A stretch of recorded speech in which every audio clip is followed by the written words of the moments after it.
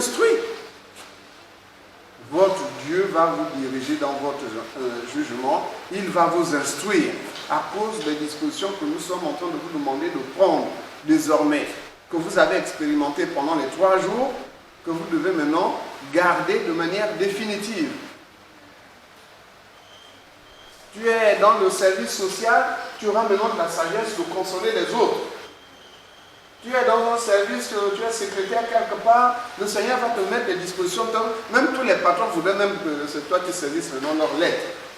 Parce que tu le fais bien, tu ne fais plus de fautes. Tu es dans les affaires, le Seigneur va maintenant te donner des opportunités auxquelles tu ne pensais même pas. Ça va pleuvoir dans ta vie.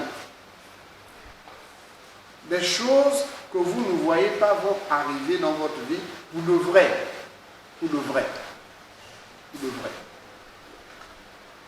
Ne limitez pas la main du Seigneur par vos c'est tout. Laissez le Seigneur faire. Ensuite, il rassasiera ton âme dans les lieux arides. Donc là où on dit, ah c'est la crise, hein, tes affaires continuent de prospérer. Le collège, là, les enfants échouent, le tien réussit. Vous voyez les enfants en France, il faut beaucoup d'argent. La soeur Ruth est partie 105 francs et elle prospère là-bas. Hein? Voilà. Elle est partie, elle prospère. Dès qu'elle descend de l'avion, on dit voilà ta bourse. On lui paye même 3 mois d'avance. Elle est logée dans une auberge. Bon, on te va. Ah vite, on ne te loge plus. Va rejoindre ta chambre. On a dû presque la chasser de l'hôtel pour qu'elle aille dans sa chambre. Là où les gens pleurent les chambres, on la chasse de l'hôtel pour l'obliger à aller occuper sa chambre qu'on a déjà trouvée. Voilà. La main de l'Éternel. À cause de votre foi et de la simplicité de cœur de cette sœur-là. Continue. Et il redonnera de la vigueur à tes membres. Donc le Seigneur restaure ton cœur, restaure ton corps. Et pour cette raison, les femmes qui aiment la beauté, ah mais tu frottes quelle crème? Mais tu as été restauré. Tu as été restauré. Je vois souvent, l'autre jour je croisais un de mes condisciples de collège, mais c'est un véritable grand-père, usé. Il marche comme ça. Non, comme quelqu'un de, je ne dis même pas 80 ans. Il y a une femme de 80 ans qui va aller dans l'espace avec, comment, avec qui déjà? Enfin, qui va aller dans une fusée là dans l'espace. Elle a 80 ans. Voilà. L'autre jour, j'ai vu une femme de 104 ans, elle ouvrait son bar, elle boit son vin, dit moi je mange tout ce que Dieu me met sur la main, je mange tout, je n'ai aucun souci avec la nourriture. Voilà. Ton cœur est saint. Donc, je ne sais pas si elle honore le Seigneur, ça c'est. Mais elle a certainement une bénédiction pour qu'elle ait vécu cet âge-là, ce n'est pas par son propre gré, il y a la grâce de Dieu derrière elle, même si elle ignore. Peut-être qu'elle a hérité les jours de son père, de sa mère qu'il avait honoré, comme Mathusalem a hérité des jours d'Enoch. Pour avoir vécu le plus longtemps sur terre, nécessairement il a honoré son père et sa mère.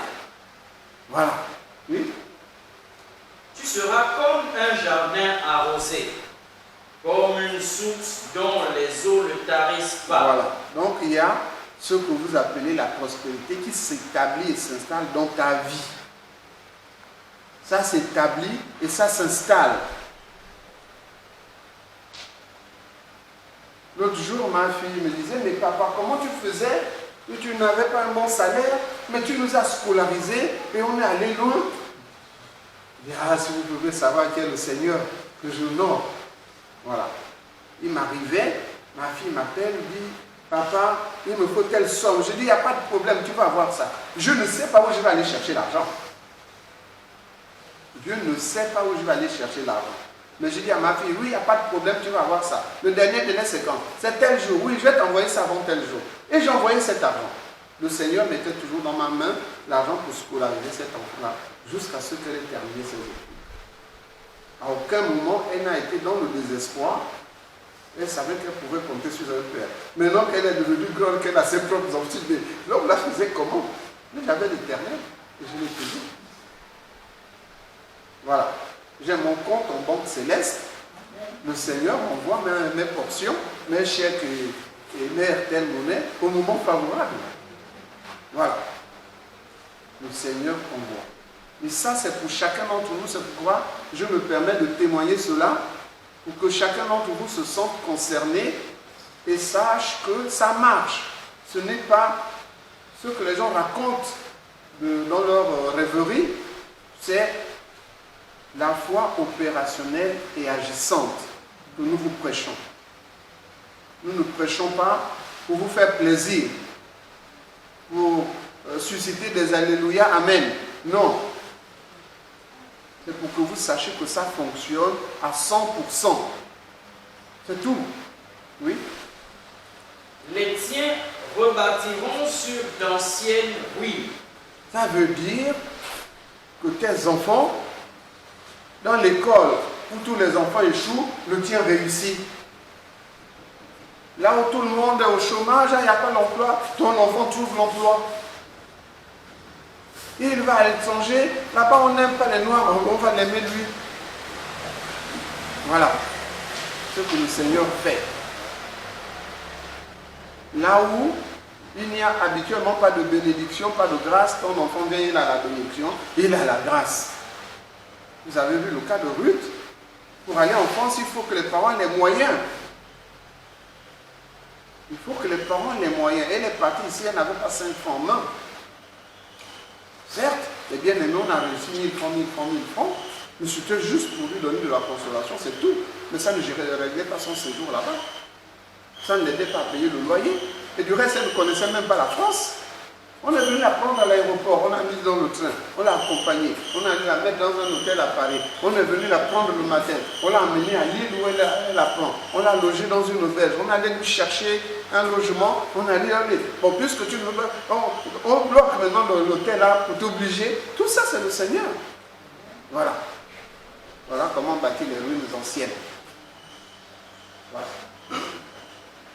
Là où il y avait la malédiction, et ton enfant, c'est maintenant sa bénédiction. Ensuite, on t'appellera réparateur des brèches. Voilà.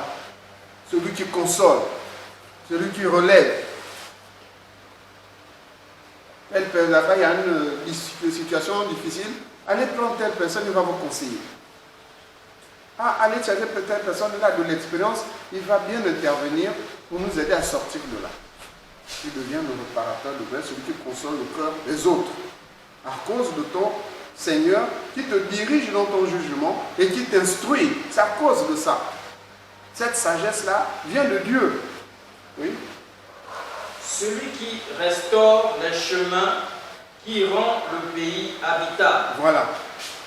Il y avait un souci dans telle maison, on vient te chercher, tu conseilles la femme, tu conseilles le mari, tu conseilles les enfants, et la paix revient.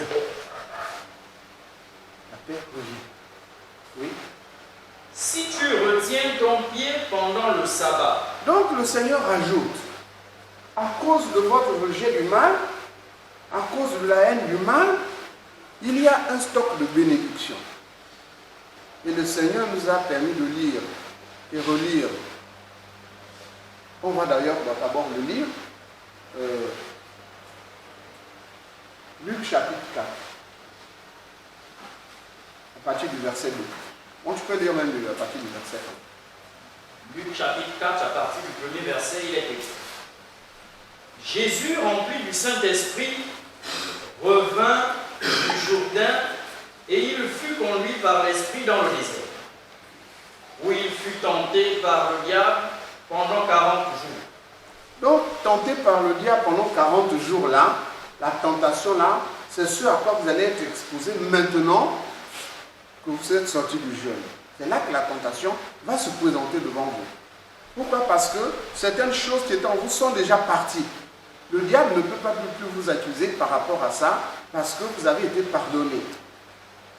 Pour qu'il ramène ça dans votre cœur, il est obligé de vous tenter. C'est pourquoi il faut maintenant éloigner le joug. Il faut rejeter les pensées de colère. Il faut rejeter la jalousie, l'impulsivité. Quand ça se présente en vous des situations qui vont susciter selon vous, vous repoussez ces pensées-là, ces dispositions. Donc, continue la lecture. Il ne mangea rien durant ces jours-là. Et après qu'il fut écoulé, il eut faim. Donc, il ne mangea pas pendant ces jours.